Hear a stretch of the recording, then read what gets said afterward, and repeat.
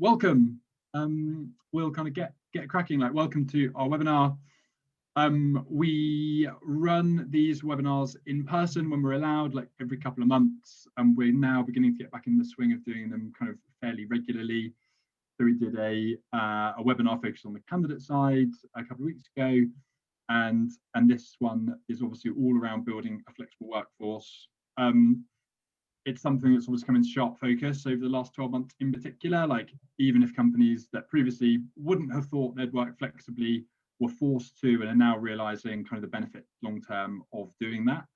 So we thought it'd be well timed to bring a group of companies together who are at a variety of stages along that kind of journey, to kind of share what they've learned, what it's meant for them over the last kind of 12 months, and just kind of use it as a discussion point that we'll dive into. We have a fantastic group of panelists, and I'll allow them all to introduce themselves. I will go first very quickly. So I'm Ben, one of the founders of a business called Tempo. Tempo is an all-in-one hiring platform for business and commercial roles. So we have a marketplace of companies and candidates. We attach them to a platform that makes the hiring process super quick and easy. And we work with companies like Freetrade and Monzo, Starling Bank, and lots and lots of others. Caitlin, you're next to me, so we'll go to you. Cool. I'm Caitlin. I'm the Senior Customer Delight Manager at Bloom and Wild. Hopefully you've all heard of Bloom and Wild, but we sell flowers, mostly through the letterbox. So we've had a very interesting year because flowers have been super popular whilst people haven't been able to see each other. So yeah, we've needed a lot of flexibility. Great. And Shannon? Hi everyone, I'm Shannon. I'm the talent manager at Freetrade. Freetrade, we are a stockbroking app, and our mission is to get everyone investing. We are a commission-free app, and we allow people accessibility to access stocks and shares directly on the stock exchange. Amazing. And Nathan? Hello. Yeah, I'm Nathan, talent acquisition business partner at GoCompare, or a group of brands that we have under the comparison service for insurance and financial services products. Anyone who has a TV or radio would have heard of GoCompare from the jingle. Yeah, my role there is across acquisition, and worked in areas like talent management and L&D and other areas as well within that. But yeah, that's me. Brilliant, amazing. Thank you, everyone. So what we'll do, we'll run through a few points of discussion before we dive into kind of the main chat, just to highlight some stuff that we thought was pretty interesting when we've been kind of looking at the market and preparing for this session today. So one thing that we noticed was, over the last 12 months, I think a lot of us have experienced this. Lots of people have taken the chance to actually step back a bit and wonder, what do I want to do kind of longer term? Am I in a job that I really get fulfillment from, or do I want to take the opportunity to try something new? And we surveyed candidates kind of on the platform, and the majority are saying that they actually are more open now to a temporary job than they were before, and 80% actually want to trial a job before fully committing to it. I think obviously we'll talk about this in the discussion, but I think there's been historically a lot of emphasis put on the benefits for employers around kind of flexible workers, in terms of being able to scale up and scale down as they need to, and tapping into different talent pools, etc. But actually there's a huge benefit on the candidate side as well, and a lot of appetite for flexible work. And also, like, we thought it was super interesting that there's a big impact actually on the long-term success of people that start working flexibly. Like, typically you think about temporary people having a defined job to do over a very defined period of time, but actually we've seen that, we've looked back at like 3.5 years of data on Tempo, and people that start temp and go perm are 20% more likely to make it past probation. But some of those impacts on long-term success are even more exaggerated when you start looking at specific roles. So within sales, as an example, temp to perm sales hires are 67% more likely to be in seats kind of beyond 12 months versus the equivalents that have gone straight into a permanent job, which is fascinating, because it's kind of not necessarily what you'd expect from starting by hiring temporary people. So we'll cover a few points. We might end up going off on different tracks outside of these because we try and keep them relatively conversational, but we thought focusing the chat around a few areas, so like flexible hiring, new skills and the demand for those skills, how it changes between kind of flexible and permanent, and also employee engagement, which I know has been a big discussion point when we've spoken to employers, like how do you keep people engaged when you're working fully flexibly and kind of fully remote. So what I will do, I will stop sharing my screen now and just open up the discussion. And I thought an interesting place to start would just be like a year on from the pandemic starting, like what does flexible working mean for us now? And Caitlin, I'll bounce that to you first. Yeah, so I guess we were in a position when we first went into the pandemic where like we had a bit of a for the customer support team, we had like a core team that were always in the office. But we did also have a proportion of the team that were remote. So we were kind of like 1 foot in, I guess. For the rest of the company, it was very much like an office culture, not as much remote working happening. I think 1 year on, we've almost like become 360 on that, and we've had to hire a lot for our customer support team that are now like fully remote, and I think also for the whole workforce, like it's kind of unlikely I think any of us will be going back to a 5-day-a-week working pattern. Our company's been super flexible with what that looks like and that return to work, so I think we're planning very much for the future to look something similar to this and have most of our team on that remote working. And is that similar for you, Nathan and Shannon? Yeah, I'll jump in. So we didn't really have many people working remotely. So when we started off the start of the pandemic, it was kind of everybody in the office in Newport in London. And there was a big shift then, and obviously having to move everybody to home working and getting all of that sorted out in terms of all areas of the business. But yeah, we've in fact continued to grow through the pandemic. So we've hired, I think, well in sort of 80 plus staff as of last year, and have continued to do so. We've even been through an acquisition in the last couple of months, been acquired by another business. There's been lots of change and lots of growth. It has meant we've had to look at, I suppose, how people were. It's kind of allowed us a chance to look at how we're reviewing how people are working flexibly, though. I think there's a bit more of a flexible mindset, particularly with some areas where we've seen we were struggling for particular skills previously, that the whole flexibility of national rather than localized talent pools has really enabled us to sort of improve our hiring approach as well in the types of people that we're bringing on. But yeah, we've had lots of change, trying to bring things in sort of to more of a remote working model, and it's pretty much similar to Caitlin in terms of where do we go from here moving forward. And there's lots of things that play into that. And from my point of view, the pandemic has actually brought loads of benefits in terms of access to more flexible staff to improve on areas that we've struggled before in some areas as well. So yeah, that's kind of where we are now. In regards to kind of where we are, I think pre-pandemic, we were similar to, what Caitlin said. We were very much office-based, office-first culture, and that's been kind of like a shift just due to the pandemic. We've had to all be remote, right? We've doubled in size over that time, so it shows that we can work remotely. But from our perspective, most of our staff are wanting to get back to some form of normality, and we're just trying to work out like what that looks like at the moment. It's probably never going to. So pre-pandemic, we always had 1 day work from home optional anyway, and it's likely that it will be more than that. But we're very much in the throes of working that out. We won't be going back until at least everyone's had their vaccine. Will be October. News of our Series B broke this week, and it could be that our hiring plan is quite extensive. So will we even fit in our old office? We don't know those things yet. But from a talent perspective, especially within what we call home-based roles, Pre-pandemic, we didn't have any home-based roles. Now we very much do.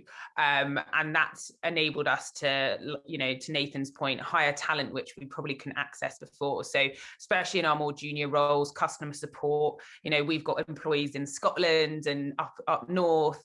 And arguably we wouldn't have been able to hire them if we were just looking at London-based roles before. So that's really opened it up. But that's kind of where we are at the moment. We've also had to take on quite a lot of temps off the back of sort of certain situations which have come out of the pandemic. You know, the investment industry and fintech industry has seen a big injection of people just being on their phones more, downloading more apps, and we've had a big spike in our customer acquisition. So, you know, we had to go literally overnight. There was like this whole GameStop saga which went on. I don't know if everyone heard about that, but you know, we had to hire a lot of temps very quickly. Before that, we didn't even have temps, and we did use Tempo to help us do that. But that's another shift we've had to make, and we're kind of trying to work out, could that be a longer term strategy for us if we get these peaks in overnight, because you've got to do something. You can't just leave your customers there without the support. So lots going on. Yeah, definitely. And has that changed, hiring people fully remote that you have an expectation they might never come to the office, and also hiring some of those people into temporary positions? Has that changed the way that people, excuse me, that people are hiring and the skills that you're looking for when you're bringing those people into the business? Yes, I would say it doesn't, it actually, it still comes with its challenges when it's home-based roles, because actually you then sometimes get candidates who want to be in the office. And you can't, you know, at this point in time, you know, if you hire someone in Scotland, you can't really say, well, yeah, come to the office, because you can't commute. And the skill sets and our values and everything that we interview for are exactly the same on the permanent side, because they should not be any different. Just because they're at home and not in the office, you know, we're all at home at the moment. That doesn't mean, you know, we're any different to we were before. So those are the same. In regards to temps, of course it's different. It's not an extensive interview process, and it's a shorter term, but in the interviews that they do have, we still look for the same things. Do they match our values? Do they have the same work ethic, the skill set required? But arguably, if you've got a shorter process and you're getting them in quicker, you can't be as extensive and thorough like you would be hiring for on the permanent side. Yeah. I just gonna say, add to that, I think the values piece and the culture of how you work as a business is the big part to play in it. Like, if you've got a business that's always kind of driven collaboration and ways of working that, you know, facilitate people to really be open and transparent in how they work and how they operate, then it kind of makes it easier to have teams that are more thinly dispersed across different UK locations, because you can still achieve the same type of thing with the talent pools that you have. I just seen someone write in the comments said something about that, but yeah, it's quite good, because I've found where you've got the teams that are working all over the UK, you've got something like difference in opinion, different perspectives, and you know, difference in sort of like whether it's like diversity or demographics or whatever else it might be, that's trying to really enhance the working teams and how you operate. But those values things that Shannon's mentioned, as long as you've got your values and your culture and your ways of working down, then it can really sort of help to facilitate the same ways of working, whether you're in the office or not. But there are some areas that struggle with it. I know particularly like tech areas, marketing areas, where a lot of those sort of brainstorming sessions, collaborative workshop sessions that they do, trying to move that into like Miro boards and all of the other stuff that's been, you know, that does come with its challenges. And I don't know whether everyone else has experienced this, whether there's any research behind it, but whether that's actually impacted on the effectiveness of those meetings and how they work. But yeah, that's I think values, culture, ways of working, you have those right and you have those down, you'll have the right sort of collaborative environment regardless of where people are. Yeah. I think to your point, Nathan, you know, that's kind of why we probably will never be fully remote, because we're in such a pivotal point in our growth that being able to just be with someone in a room and bash something out really quickly is a lot easier face to face than Zoom. And I know some people have differing opinions on that, but that's kind of just just how we feel on that matter. And I did see a comment from Rod Bailey about the international comment. On that, we have hired internationally, but with that comes all the issues you get of visas and still being able to onboard them as a permanent member of staff and their right to work. So we do have a lot of UK-based employees who we've employed who are currently abroad, but from tax reasons, they would still have to be UK-based eventually to work here. But we do sponsor as a business as well. So if they are home-based roles and their English is good enough, say for a customer support role, then we would have no issue hiring them abroad. And Caitlin, there was a message in the chat from Siobhan just asking around the challenges of onboarding temp staff and integrating them into the team. I know you've gone through a lot of this recently with the Mother's Day rush, so I'd love to hear from you on that perspective. Yeah, absolutely. So I think, as you mentioned, we're very much dictated by our extreme peaks at Bloom and Wild. So Mother's Day being the biggest one. So sometimes we have to onboard people for, a weekend or a week. We have to double or triple our workforce. So I think some of the challenges that we found since being remote is that kind of learning through osmosis is doesn't happen anymore. I guess when we would have new staff members or temporary staff coming in, a lot of learning can be done just by taking in what they're hearing around them if they're in the office with the team, or maybe hearing phone calls, or there's a lot of that interaction that you can just absorb a lot of that is now completely not possible. So one of the things that we had tried was having an open call of trainees that are essentially all working at the same time on a call, so they can ask each other questions, bounce off each other, have a trainer there. Tried to replicate some of that environment that might have happened not being remote. I do think allowing a longer period for that onboarding process is necessary. I think things just do take longer when you're having to do things remotely. I think you also can't spend an entire day on a video call, but you probably could spend a whole day training people and onboarding them in person. So splitting things out into smaller chunks, so just allowing for a longer ramp up period, I think is still something we definitely can continue to refine. But I think, allowing enough time and just planning it out for that, I think is the best thing. Can I just ask a question on that, Ben? Because in terms of how you do that then, Caitlin, obviously looking at longer term onboarding plans, how has that impacted on your talent planning piece then, in terms of you obviously have these predictive peaks and troughs in terms of what you do? Are you finding you're having to sort of hire people earlier or more often to ensure that you're having that longer onboarding period then? Yeah, more for us, because where we source from for our peaks or scale up from is in lots of different places. So we already outsource with a couple of agencies, external agencies, who we have a core team with already that work with us year round. But then over our peaks, they might source a whole load of seasonal staff. So that's actually really helpful, because a lot of the training can be done internally with them. But I guess they would have to, a part of our forecasting, begin working a lot earlier than maybe we need them to, so that they've got enough time to process all of their stuff. So in that sense, I guess it does affect. For our core team, I think we're still able to, we have quite a long onboarding period anyway that we plan for, and that hasn't affected things too much. But still factoring in that longer period, definitely. It's interesting, because I know we'd had some conversations. We had some potential sort of surges looking to come in the support area because of product launches we were doing, and I reached out to a couple of agencies who kind of do that predetermined onboarding piece for you on a continuous cycle, and then you kind of just cherry pick from the people that they have. So that's interesting. Yeah, it's super helpful with those agencies to have really trustworthy agencies that can do a lot of skill sharing when they're bringing on some seasonal staff, and it's kind of taken care of from their end, which is what we do a lot of at Bloom and Wild. And that's a pretty common use case that you mentioned there, Caitlin, about needing to scale up.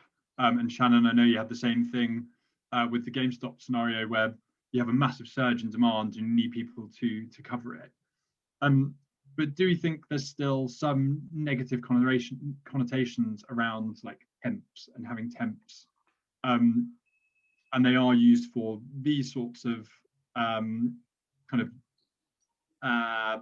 initiatives or like eventualities, but not seen as a more general kind of hiring strategy?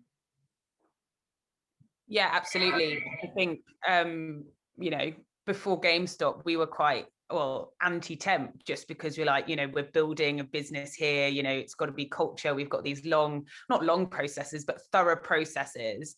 When GameStop happened, we obviously needed temps. Otherwise we would, you know, not be able to provide that customer service and support to our customers. And then when we got candidates on board in that way, we realized, well, they were still doing a really good job, and we've actually converted quite a few of those temps now, and we kind of really had to take a step back and being like, you know, if they can do the job well and we've got a good sort of pool which is coming in, you know, and it's from someone, you know, like Tempo, where it's, you know, the checks have been done and they've been vetted and the kind of half of the sort of process has been done there, why shouldn't we sort of start looking at this as another way in if, you know, we need it, rather than it's never going to be, you know, instead of our permanent process. But we're kind of constantly growing, and say, you know, on our customer support time side, we need like 4 new customer support people every month.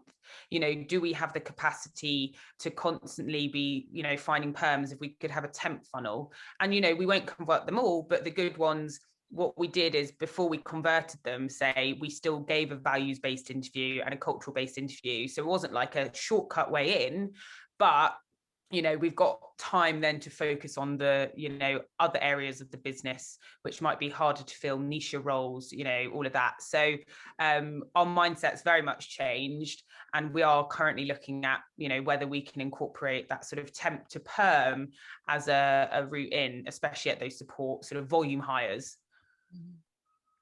Yeah, super interesting. And what about you, Caitlin?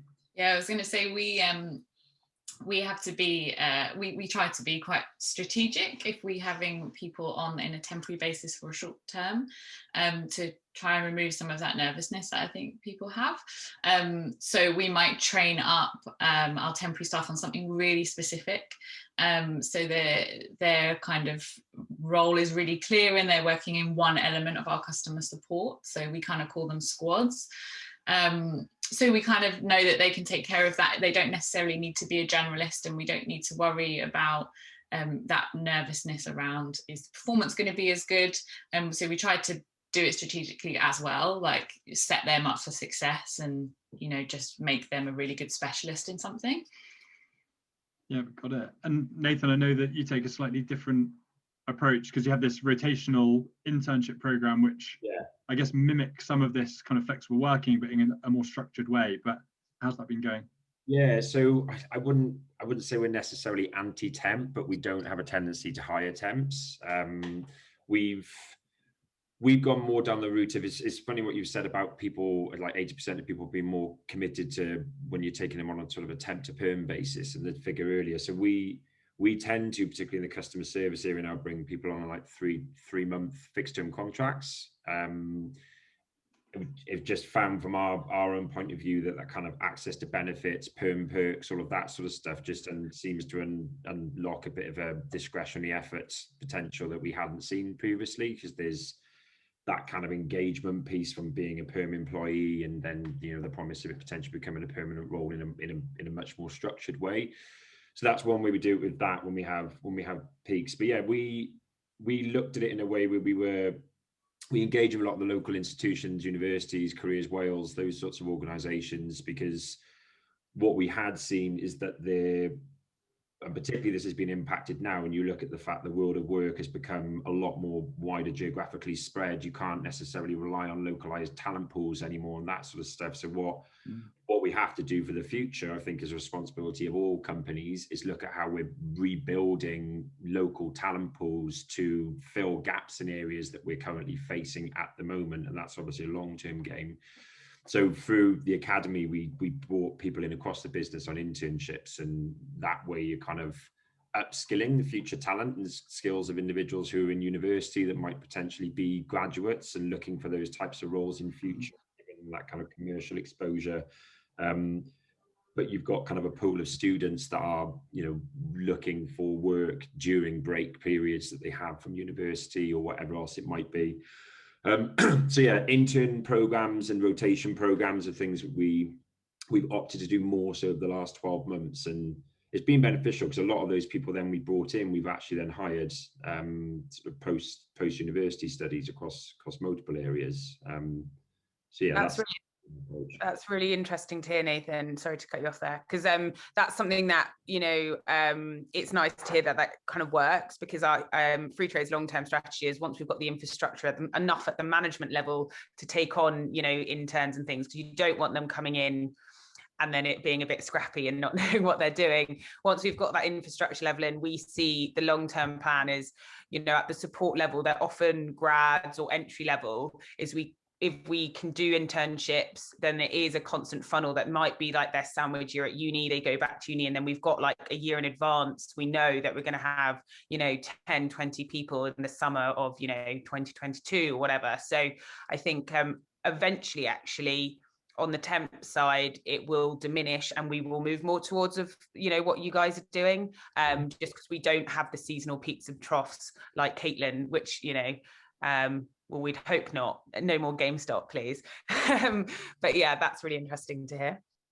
Yeah, awesome. And we've talked a little bit about I guess the advantages of having a greater geographical coverage now, with all of us being remote, and that opening up new talent pools.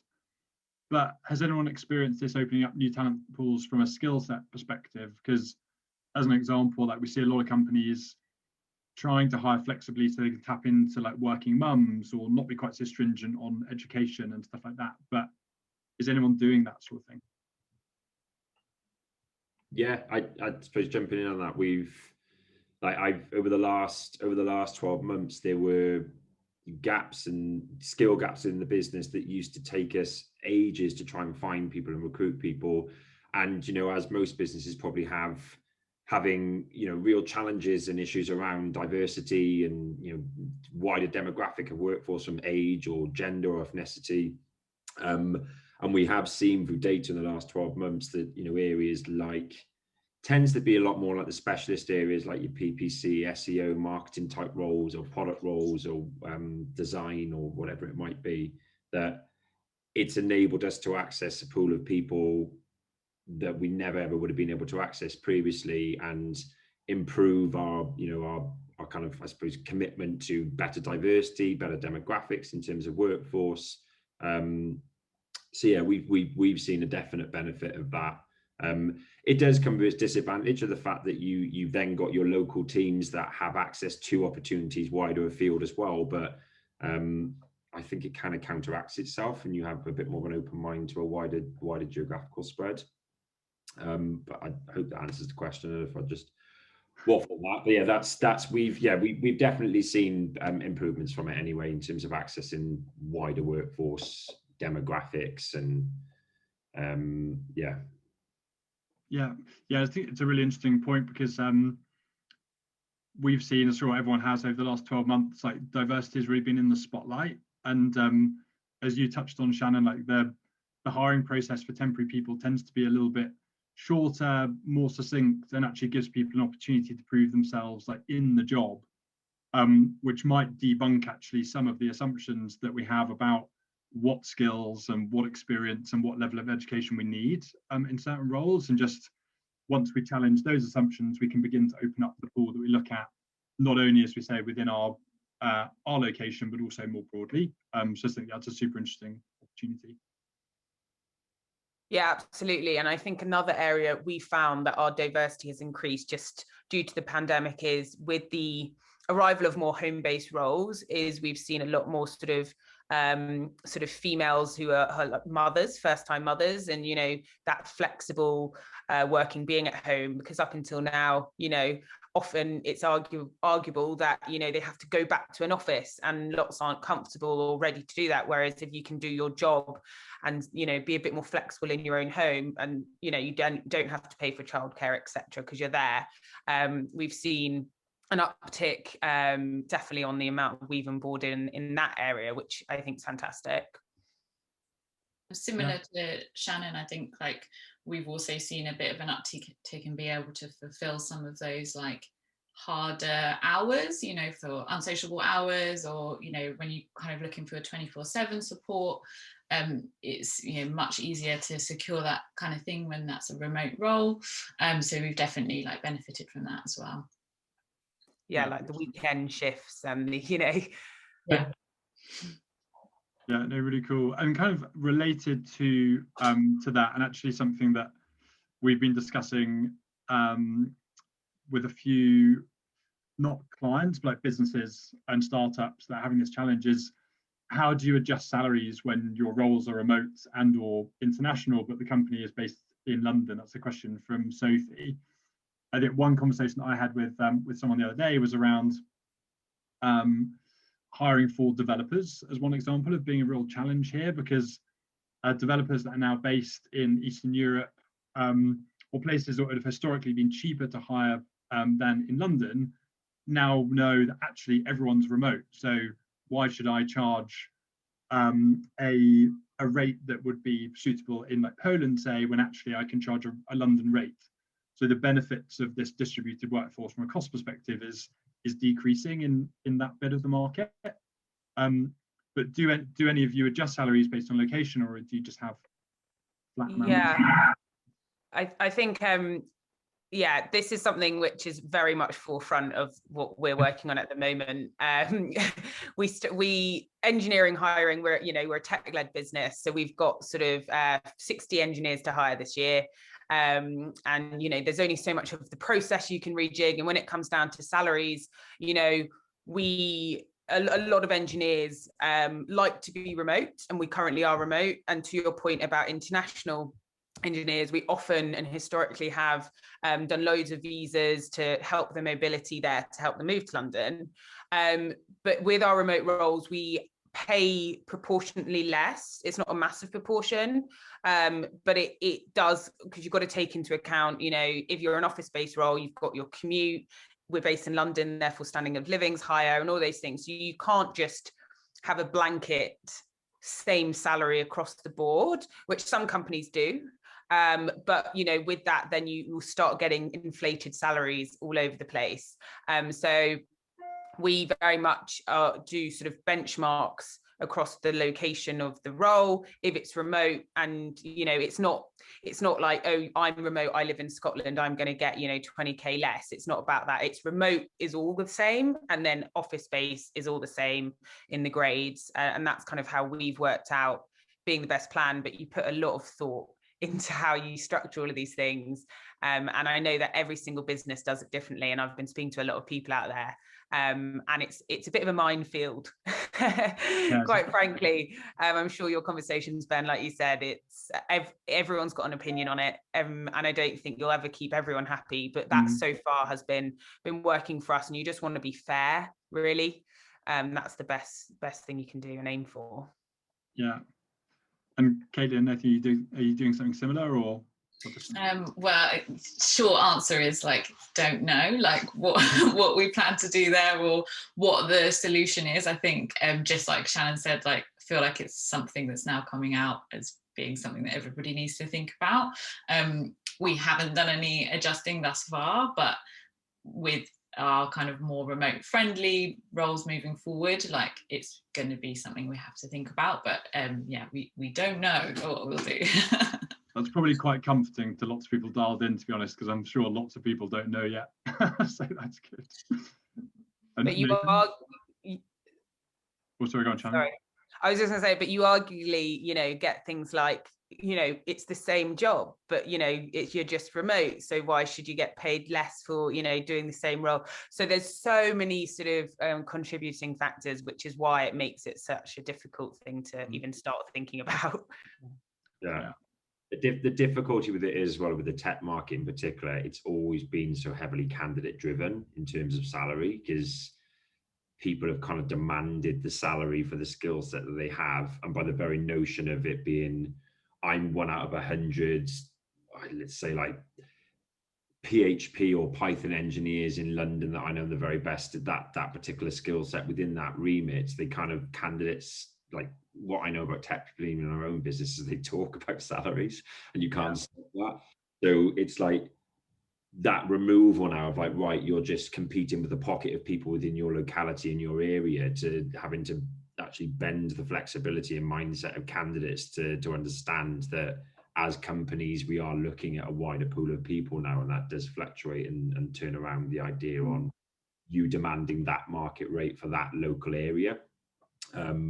So there's some work that needs to be done there, I think, in terms of candidates' perceptions of salaries. I think there's factors that have driven. I remember speaking to people back in the day that, like, I'd speak to them in 1 month, 6 months later, they'd want 10 grand more. I'd be like, how the hell have you got to that sort of inflated salary expectation? But that's how the market moves. So I think there's some work to be done there in terms of educating the candidate market on what fair salaries look like, whether that's sort of branding activities or stuff that you kind of do with your EVP to establish those sorts of things. But yeah, I don't think we're kind of in a position probably where we're trying to work those things out as well coming out of this. I think it's really tough. Like, as soon as you start talking about pay, it's quite a sensitive topic, and as you say, people talk, there's lots of comparisons that can be made, there's lots of transparency now on things like Glassdoor of what those kind of benchmarks are. I don't know if anyone saw the Facebook approach to it, which is, if you work remotely with them, you have to declare if you're moving to a new city, and then they'll automatically adjust your pay accordingly to account for the local benchmarks, which I can't imagine many people wanting to do. Like, if they've moved somewhere for a better way of life, like lots of people at the moment, obviously moving outside of London, you do that and then get automatically docked 20% of your pay. Like, where's the incentive to find that kind of work-life balance? So it's a really tough area, but nice to hear that it's not something that anyone's kind of solved yet. Doesn't sound like. Another question from Rod, just in the chat, is, did anyone complete any internships, either by kind of choice or I guess by being forced to during the pandemic, and if so, kind of how was it, and any lessons learned? Yeah, we had to. So we've had onboarded people across the business in internships. We're quite lucky that our onboarding program is quite solid. Like, we've got things around sort of meet and greet schemes and everything else that that's put into place, and in terms of meeting people and getting up to speed. The only challenge you have there is obviously you've got kind of maybe up to 10-week programs of people coming into the business, and that what Caitlin mentioned earlier, I think it was, about the osmosis of knowledge thing doesn't necessarily happen within the teams. So it just means that there's sometimes a lot more, and then this is the argument around internships do require you to have the structures and people in place to support.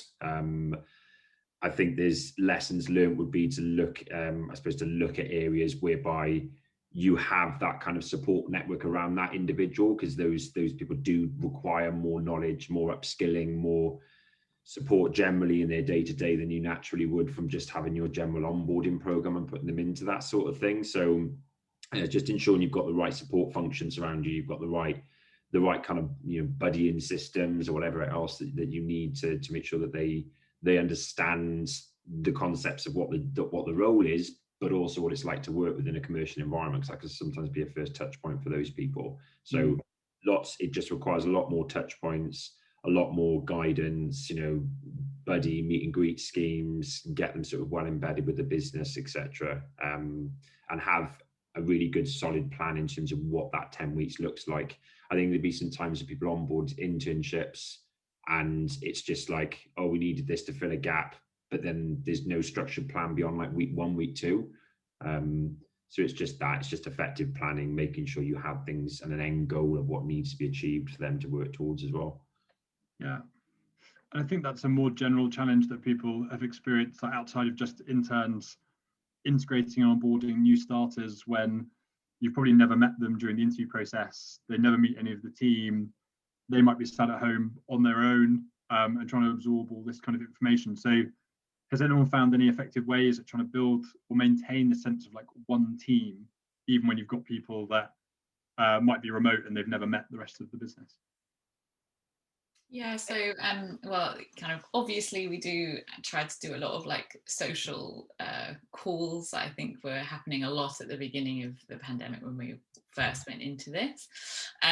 But we also do across the business via Slack something called donutting, which is where you get paired up with people across the business where you might meet up with them or do something with them, do a quiz or have a chat with them, which I think really helps in that piece with newer people who, yes, they're going to have a lot of interaction with their own team probably, but you know, what about someone that their function doesn't really cross over with, that they might have met in the office?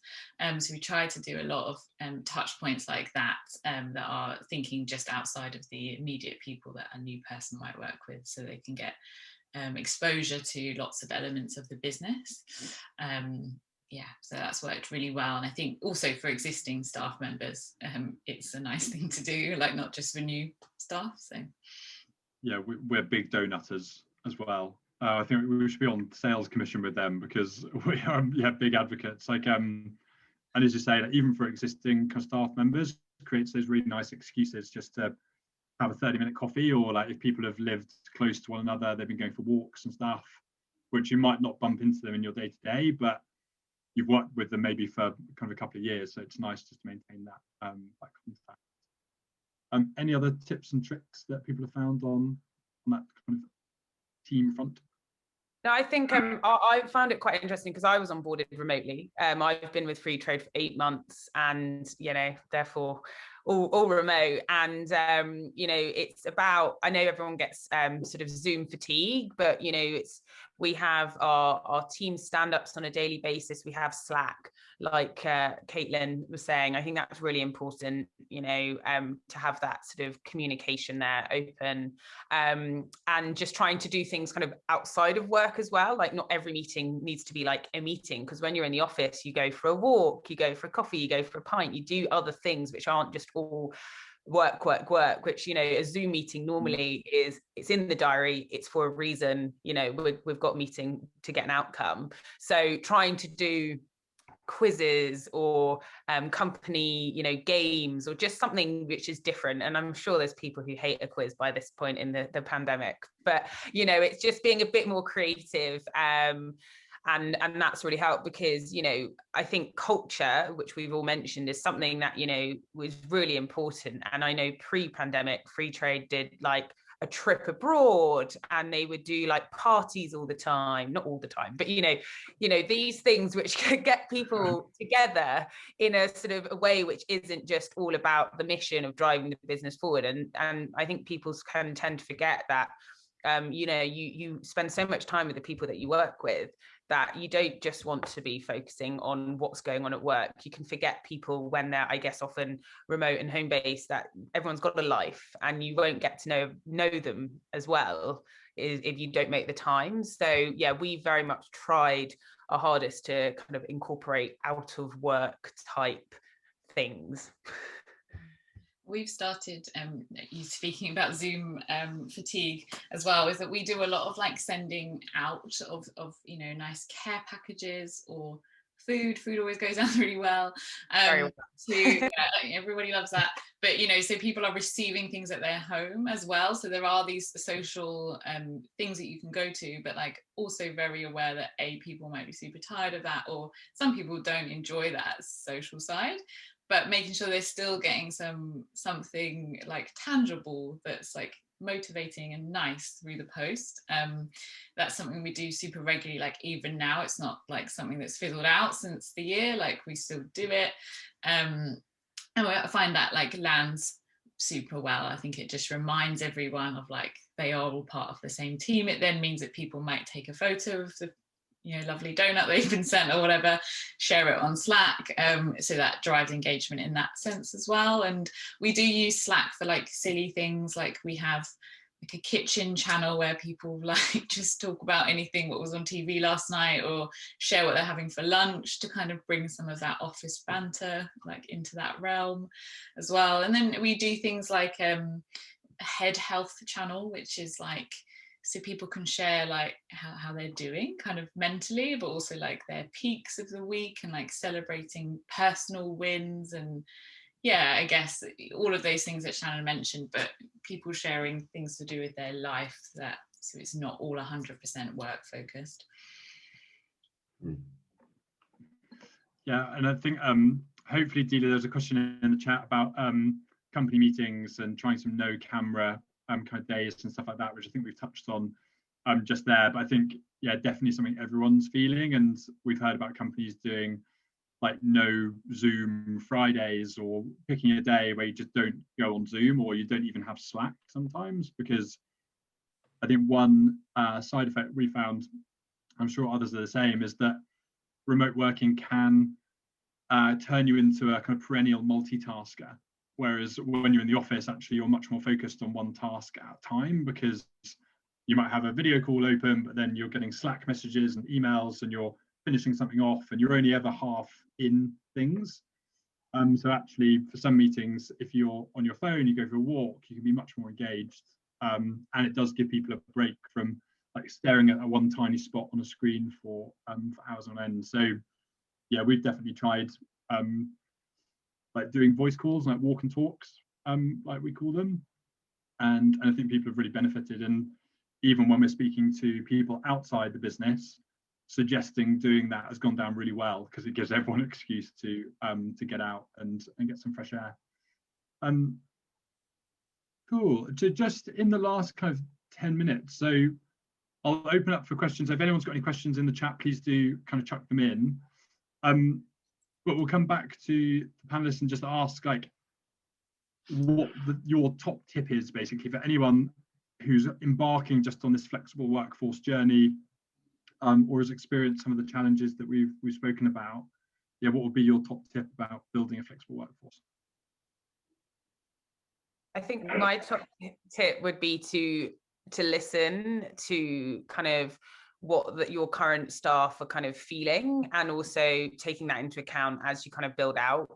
You can't keep everyone happy, but I do think that do as much research as possible, because we're all in this together. It's all new, you know. There's some companies who've done the whole sort of flexible remote thing for a long time, but you know, with varied success in its own right. So I would definitely say that try and reach out to your network as much as you can and understand what's going on, but also know that, you know, you're not going to get it perfect, because you can't, in this situation when you're making such a shift, keep everyone happy, but you can just all you can do is try your best in that regard, I would say. I would say on this is just the element of remembering the sort of humans as human beings. I think particularly when people join and you're onboarded virtually, like everyone can seem like these robotic animals or people on Zoom calls, etc. But just knowing that we all have the same sort of needs in terms of wanting interaction, wanting to feel sort of, you know, empowered, wanting to feel engaged, wanting to feel like we all have a purpose for getting out of bed and coming into work in the morning. And that sort of thing of the Zoom meetings and Zoom meeting fatigue is like, not just having meetings for the sake of meetings, mixing and blending it, as we've said, with kind of social versus work, and making sure you have time to still try and build personal relationships. I think sometimes we can all jump on one call to the next, talk around a load of matters that we need to kind of implement to get a project or get something along the line, and maybe in some instances don't take the time to get to know people as individuals as much as we used to when you had that kind of in the office water cooler coffee points type discussions that you would have. So yeah, that would be my top tip. And then obviously facilitating things around that, like we've done loads of things like health and well-being, and whether it's like chair yoga or looking at, you know, having group meditation sessions or whatever stuff like that would be. It's just making the time for those things that matter, where we still need that escapism in our lives from just the day-to-day grind of work. I think like totally agree with both of you guys. I'd probably just say just being completely agile to things, like you're going to need to be super flexible, and I think understanding that you might have to change tact like quite quickly, or you know, things might not work, and I think setting like your team's expectation of that as well, of like, we're trying some new things, it might not work, if it doesn't we'll try something else. And I think you're just going to have to be super agile. I think like Shannon mentioned also, like getting valuable feedback from your staff, and not like trusting your own assumptions. Like one like very basic example of this is like, we decided to, well no, Slack broke for like a day and we didn't have Slack, and I was like so relieved. I was like, oh, I can get some stuff done and I haven't got all these notifications, and it's great. You're thinking everyone would feel the same, and then like a member of our team was like, oh, I felt, when it came back, she was like, I felt so lonely for a few hours, and I was like, oh, that's really important to not think that everybody feels the same way that I do about this. So definitely yeah, reaching out to your team members, getting that feedback, and just being super flexible. Yeah, no, I think I agree with all that. And I think just following on from that point, Caitlin, I think there's a really interesting kind of gap between probably people that are at kind of manager level or above and more junior kind of staff. And a lot of the temp hiring that we've spoken about is for roles that typically are more oriented towards more junior people. And I think if you're senior, you actually value that autonomy and the quiet time where you can get your head down and do stuff, and you can be quite transactional. But the more junior people in the team really value that less structured time, and work isn't just the job, it's all those other things like the social aspect, the friends you're going to make, the learning you're going to do, and you need to make room for that, because sometimes it can be easy if you're super busy just to be quite transactional, and then it becomes a bit less engaging for those junior kind of staff members when they're fully remote. But yeah, totally agree. We've had one other question directly come through as well, from Bethany, just asking if anyone has offered 6-month temp contracts, and is there a benefit to offering temp 6-month contracts versus monthly, obviously outside of spiked peaks? Anyone got any thoughts on that? We personally haven't. You know, the whole contracting thing is new. It's only in the past couple of months for us. I don't see why we would have any need to go 6 months versus permanent, or at least start on a 3-month and extend it. I think it's better to have a shorter commitment with the opportunity to extend, rather than committing for 6 and then having to be seen to, you know, let someone go early. I think unless it's like a maternity cover or something like that. Yeah, I think just from our experience, because we see a lot of companies hiring for these sorts of roles, like average duration is about 12 weeks for temporary contracts. Like some people do hire for 6 months plus, but it's kind of what you touched on, Shannon, like a specific project or a need for that period. So it might not be a spike, but it could be a longer term project, and then it makes sense to have someone committed for that full period. But yeah, as an average, they're about 12 weeks in duration, these positions. Great. So it doesn't look like there are any other questions. So we'll give people 5 minutes back in between, no doubt, more video calls later on this afternoon. But yeah, big thanks and a virtual round of applause for all our panelists, because super interesting insight and discussion. So thank you for that. And we'll share a summary of this and a recording afterwards with everyone that attended, if you want to share it with colleagues. But thank you very much for coming. And yeah, hopefully see you at the next one, and enjoy the rest of your afternoons.